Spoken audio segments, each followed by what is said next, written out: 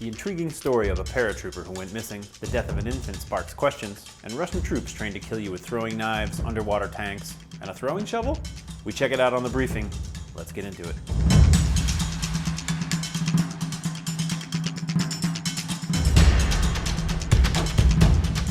Welcome to The Briefing. I'm Andrea Scott. In our top story this week, new details emerge in the disappearance earlier this year of a paratrooper from Fort Bragg, North Carolina. In late May, Specialist Enrique Martinez was reported missing by fellow soldiers while on a camping trip to the Outer Banks. But inconsistencies in the story have his family asking questions.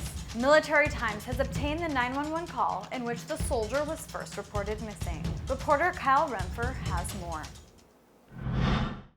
So Specialist Enrique Martinez is a 21-year-old soldier based out of Fort Bragg, North Carolina. He's a human resource specialist for the 82nd Airborne Division, so he's a paratrooper. And he went camping with about 7 or so other paratroopers out in Outer Banks, North Carolina. It's a popular vacation spot, and they arrived there on May 22nd, which was a Friday night, and we don't know much about what happened during the day or what they were exactly doing throughout the early parts of the camping trip. When they woke up at 8:30 the next morning, the other campers said that Enrique was gone. Carter, I can't 911, what's that? Just your emergency? So the next thing we know is a 911 call was placed at about 7 p.m. on Saturday. We lost our friend. We don't know where he has gone, and we're kind of worried that something happened to him. Where's the last spot you saw him at? We all went to bed last night, and when we woke up, he was not here, and we've been looking for him all day. We were trying to find the park ranger or their offices or anything. They said that he left without his t-shirt, he was only in shorts, he had no cell phone, he had no glasses, basically just wandered off in the middle of the night, and they don't know why. Do you know if he took any personal items with him?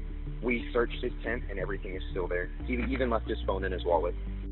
We might be afraid that he might have hurt himself, or we're really not sure.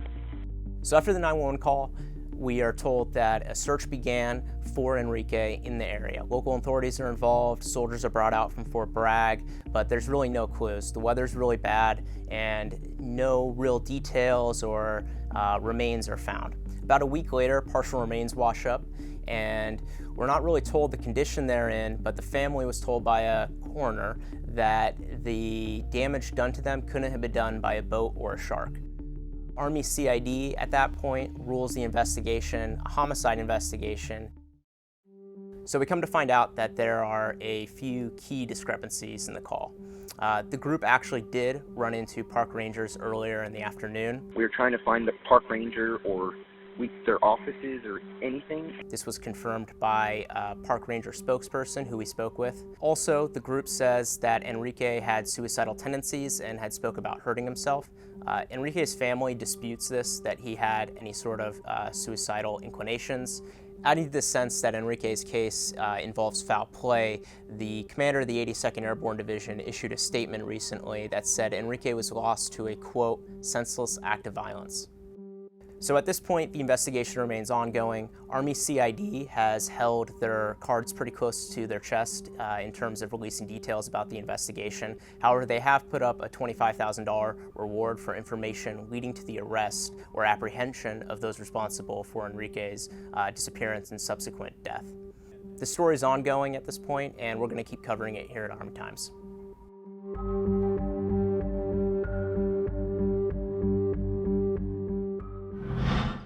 Thanks, Kyle. Now for more headlines this week.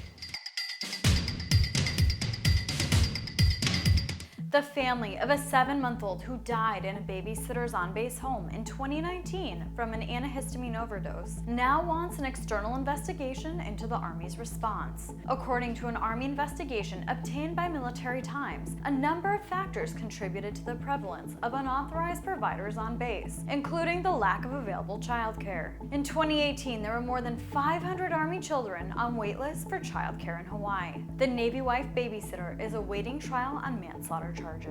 Now for an update on the Marine Corps Marathon.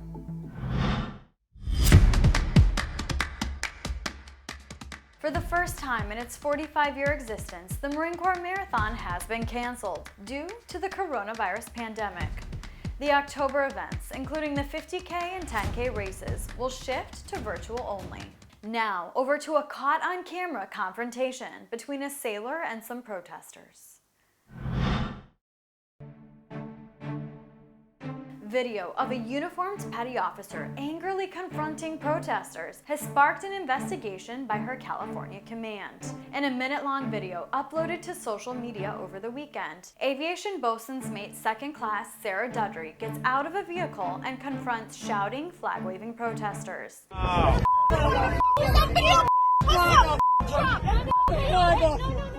Dudry is assigned to Naval Base Ventura County, about 15 miles from the site of the scene. According to her command, which started investigating the incident on Monday, the Navy is, quote, a proponent of free speech, but Navy members are not authorized to wear military uniforms while engaging in protest and voicing personal opinions. Now, over to Russia.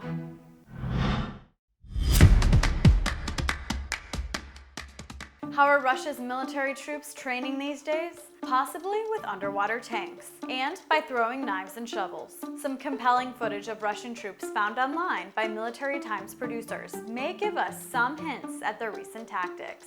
Take a look.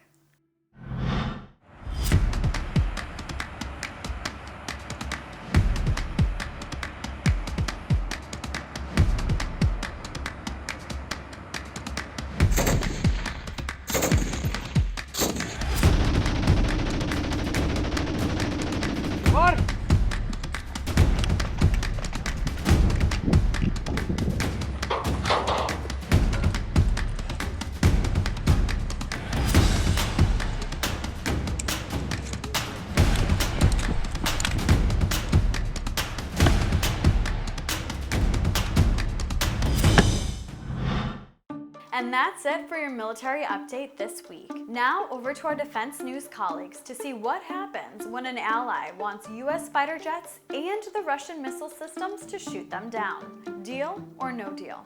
Let's take a look. We now know what will happen to some of the F-35 jets that were in production last year when US ousted Turkey from the F-35 program. You might recall that was because Turkey accepted the S-400 air defense system from Russia, and the White House saw that as an intelligence risk. The United States Air Force will buy 8 of the F-35A jets built by Lockheed Martin for Turkey. The $862 million contract modification also contains 6 additional F-35As. The F-35As are the ones with regular takeoff and landing, and the Turkish jets will be modified to fit US specifications. Turkey had planned to buy 100 F-35As, and Defense One reported that 24 jets were in production and some Turkish pilots were already training in Arizona. The budget working its way through Congress right now would allow for the operation of the first 6 Turkish jets. Reporting for The Briefing, I'm Daniel Woolfolk. Struggle! And now for your outgoing round this week. If there's one thing you want the military to advise you on, it's how to take a woman on a date. Excuse me? To take you out this week, here's a clip from the 1967 instructional Navy film, How to Succeed with Brunettes. Roll it.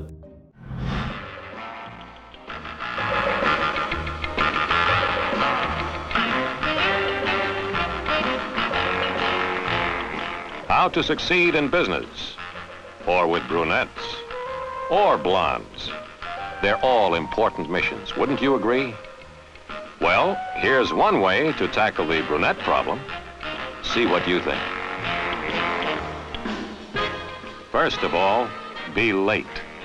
That'll show her you're a busy, important person, that you're not too interested in her. Play hard to get. After all, you're worth waiting for. This will make a great first impression. Then, laugh it off. Apologize? Oh, come on, don't be a square. Yep, that's a real thing. Okay, that's all we have time for this week. Please visit us on militarytimes.com and Army, Navy, Air Force, and Marine Corps Times.com, and give us a follow on our social channels on Facebook, YouTube, Instagram, and Twitter to keep up with the latest news. Thanks for watching. We'll see you next week.